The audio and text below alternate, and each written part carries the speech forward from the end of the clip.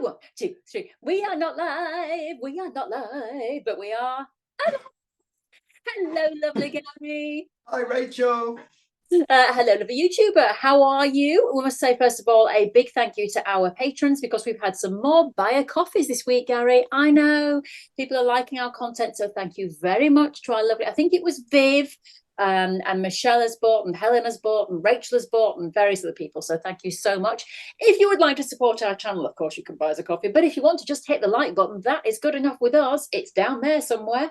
And of course, if you subscribe to us and you hit the bell, you will always know when we are going to be loading content, which is at least every Friday. What do? We give you an arty, creative exercise that lasts for about 20 minutes. And the idea is to take you away from the stresses of life and you just have a play. You don't have to be an artist. You don't have to have amazing artistic supplies. You just have to have pen and paper, a bit of imagination and some time. And that's time to give yourself, which is really important to help the old noggin switch off, de-stress, calm down, and just motivate yourself to live perhaps a more peaceful life for at least 20 minutes a week.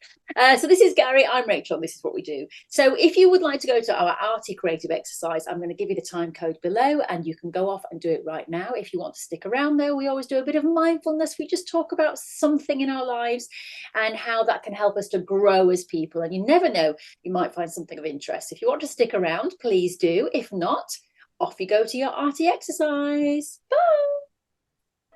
But if you're staying with us. So I was thinking, what am I going to talk about today? Because I always give Gary a little nugget and then he joins in and we have a discussion. And I saw something, it was from Mel Robbins, actually. I love Mel Robbins. She's just this positivity guru lady, but she's brilliant. She talks very honestly about her life and trials and tribulations. She said, how often do we do this? We say, oh, I wish so-and-so wouldn't do that. Why can't my mother just come to, Thanksgiving, she was saying in America. Why does he always act like that when I do that? And she said, you know what you should do when you think, why didn't those people invite me to that party? Let them. Doesn't matter. Because they didn't. So what are you worried about it for?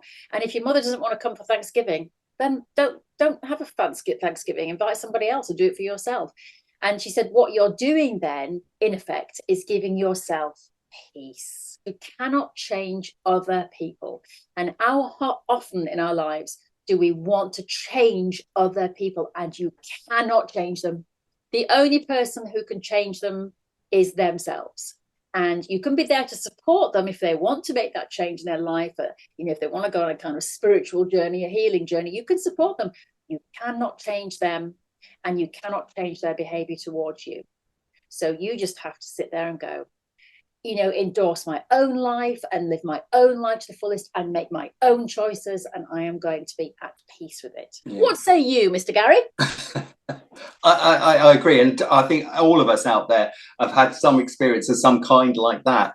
I think sometimes we want to control other people. We might be out of control ourselves, but if we can control other people, we might find a little bit better about it. Someone did tell me once that you should only be prepared to give 10% of yourself to somebody else. So you give someone your energy, you give them a little bit of your time, you might take them out for a coffee or do something, and then you're expecting to get that energy back, that 10% you've given them. But when they don't invite you for a coffee when they're going out again, you think you become deflated because, I'm not going to get that energy back. I'm not going to get that 10% back. And so therefore you feel you're in deficit. Maybe you gave them more than you should have done. So that's why I'd say, always be lovely and courteous to people and be friendly to everyone, but don't always expect that they will then give what you've given back, because what you've done is you've given more than your surplus. You can only give your surplus away, otherwise you feel in deficit, and then it hurts. It's not nice. If you overgive, if you give too much of yourself, first of all, you've got nothing left for yourself, which is what you mean, which is not good. No. But also I think sometimes we can overgive because we want those friends to invite us to that wedding. And then what's happening is, once again, it's going against the peace and the rhythm of your life, because you're like that doll, with the pull thing. The dolls used to have the pull thing. They would speak. Yeah. And you're constantly doing this, pulling out of yourself to try and get someone to play with you. Listen to me. Try and get that. And then when people don't, you sit like the sad toy in the corner. Don't do all this. Just sit back, just be yourself. Reach out, as you say, offer friendship, but don't try and change people. Don't try and be overgiving. Yeah, overcompensate, like overgiving because you're wanting something back.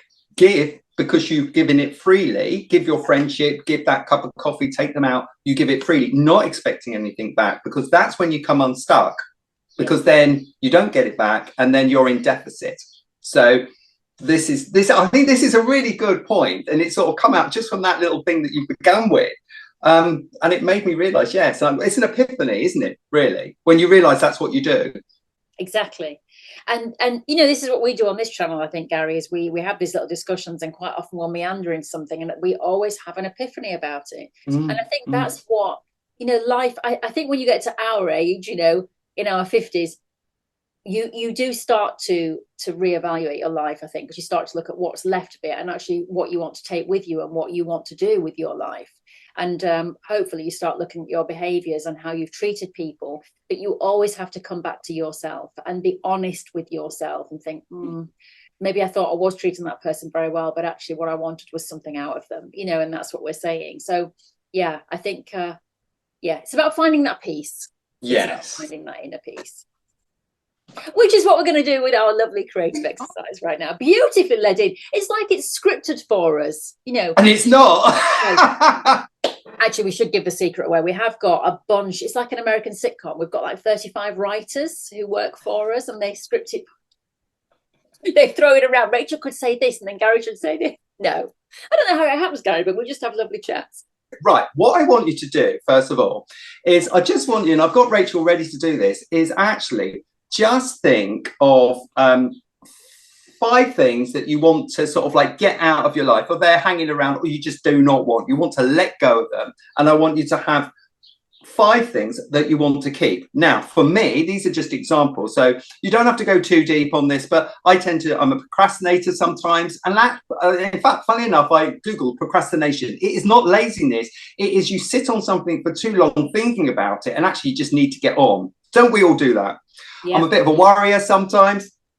I think about, I haven't got enough. Well, I've got more than enough, but I tend to sometimes that lack thought comes into my head. So I want that gone.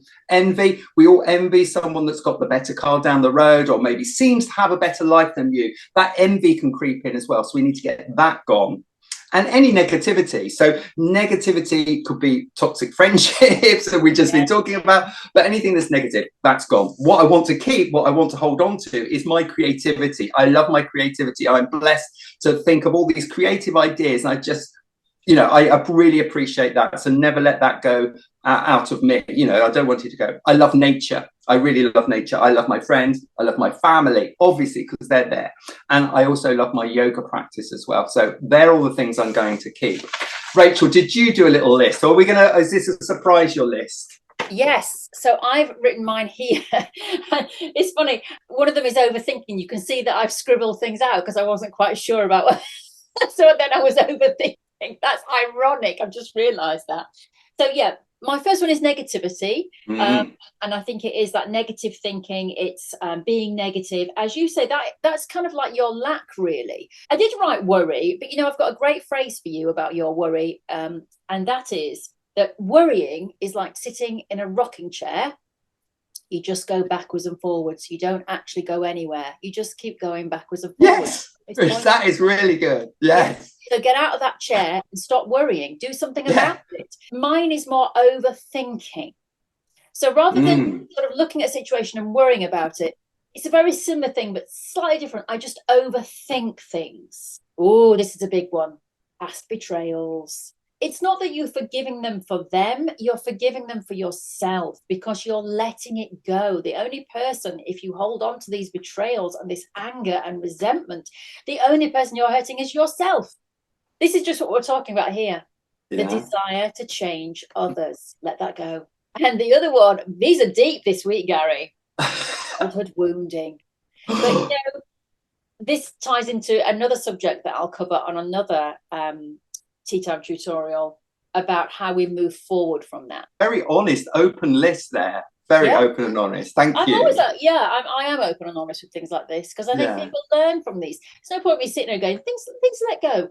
I could have wrote using filters on my photographs, but I need to let that go as well. But I wanted to go deep. So like you, I've got my family. I want to hold on to my close members of my family.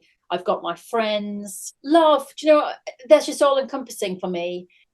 This really is a big word. You know, yes, love for family and friends, but it's love for all these things, but it's just love in general. I think if you just have love in your heart, it's love, it's empathy, it's understanding. Just have that, hold on to that. Even when people have done this, have love, love and light, send them on their way. And I just like doing everything. I like dancing in my kitchen. I like jumping on my bike occasionally. I like doing my Pilates against my wall on occasion, which leads into this one. What do I want to hold on to? My lust for life. Like doing things like this, Gary, learning and being creative. So next stage, so you've got your list. The next stage is this is a nice big blank piece of paper. So you've got two hands. Now, the clues in the hands, left hand and right hand, one is going to be the things we're going to let go in the left hand, and the things we're going to keep in our right hand. We're going to hold on to them. And this is a really nice sort of a reflective art practice. So it's now what we've written on the list. We're now going to really embed those almost like affirmations or those reflections by actually creating art. So starting with whatever is your dominant hand. So leave your non-dominant hand on the table, and you're going to get just a pen. You can get a biro, you can get a pencil, and you're just going to use your hand, and you're just going to draw nicely round your hand, all the way round with your marker pen, your biro, your pencil. It's quite nice to sort of just see the shape of your hands when you take that hand away. So just going to draw just down to the sort of the wrist to there. There we are. There's my left hand, a little bit knobbly bobbly. There we are. And then, so now more concentration on this one. So the right hand. So for me, it might be that you're left-handed, and so you're drawing round your other hand. But so you're going to now go round your dominant hand. It might need to take a little bit longer to get round. Keep it nice and smooth. And again, because you're taking a little bit longer to draw with your non-dominant hand, actually that mindful process, that process of almost like switching off and just concentrating on a very simple task, really, just following something around, just using that pen to go around there. Okay. I've got some sort of knobbly finger, some sort of knobbly index finger, and I've got this is my little ring down there. How is yours, Dad? How are you doing? So look, while I haven't got I haven't got knobbly. Well, it's funny because my right hand looks completely different to my left hand. Oh, right. You can see my nails here on the you can. Okay, well, that could be the first thing. So if you want to, we can just make these hands look a little bit more humanistic. We can just draw our nails in if we wanted to. So we can start making a little bit more human, but we're not going to take that too far, because in fact we're going to really decorate these now. So we're just going to so I'm just gonna, there we are. Oh, that's quite nice. So there's a nice pair of hands. Still not sure about this. I'm going to go with it. I'm going to learn to love this little lump on the side of my finger. I'm going to learn to love it. All right. So the next thing is, if we remember, we've got that list near us. It's actually, we're going to start putting some words in the hand. So in the left hand, in the right hand, remembering that the things to let go, I've said, is in the left hand. So it tends to like, right, take it away. Give it away with your left hand. Things I want to keep with my right hand. Now, you could put every single word up the finger if you want to, but maybe some of it comes into the hand, and you can write it in different types of writing. You can be as creative as you want to, but really those 5 things you want to let go are going to go in the left hand to start with. So I'm going to, first of all, I'm going to put across my thumb. Remember, my first one was procrastination, and I think that's really takes up quite a lot of room, so I'm going to just put that in. So just have a look at what you've got.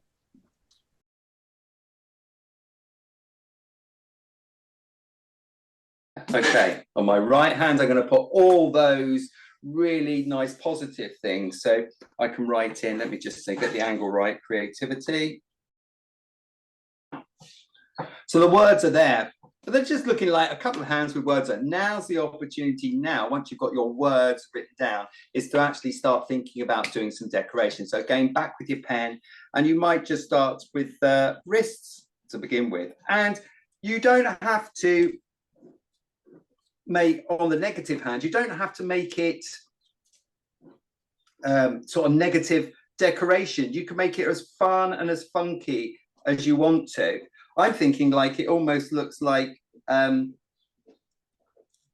when people do hennaed hands and things like that, you could do that, make lovely patterns.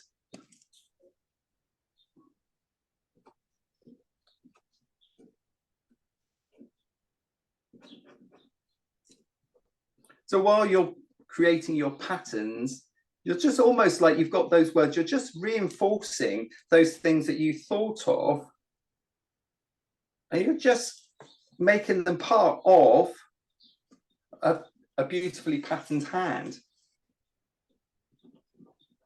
You can draw around the words.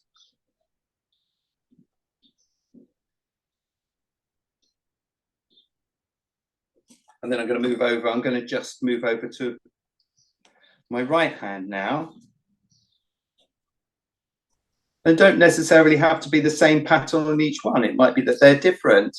Now that's just with black pen. But what you can do is you might find some coloured pencils and use some coloured pencils. You can use some felt tips. So we've got some felt tips that we can use those as well. So I can bring in my colourful felt tips. I've also got my paints here to the side too, so I can use those also. So once you've started, you might want to think, I just want to add a little bit of colour in. So now's the opportunity to start bringing in some colour and some bright colours as well.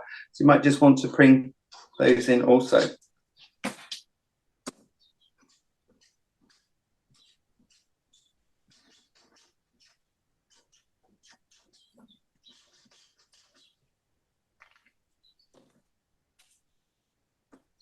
How are you doing, Rachel? It's very quiet. It is very quiet because I've just literally written my words, but I sort of took my time. Yes. Because I was thinking about what you were saying about how you that's part of the process as well. And if I just show you up there, I just changed the writing a little bit and did some squiggles. Yes, lovely. You know, and then the desire for change, I was really stamping that down. It's like the desire to change others is a big one for me. So I was like, wanted to do that in there. So just kind of thinking about where I wanted to put them. And now I shall start to do some colouring. Good. I'm going back. I like the idea of you, the lovely little decorative sort of words that you've done, the styling of the writing. So I might just actually look at some of my writing and just sort of stylize that a little bit. Not all of it, and not all of it in the same way, but just think about what I've got down here. And so maybe I can just then work into that also. There we are.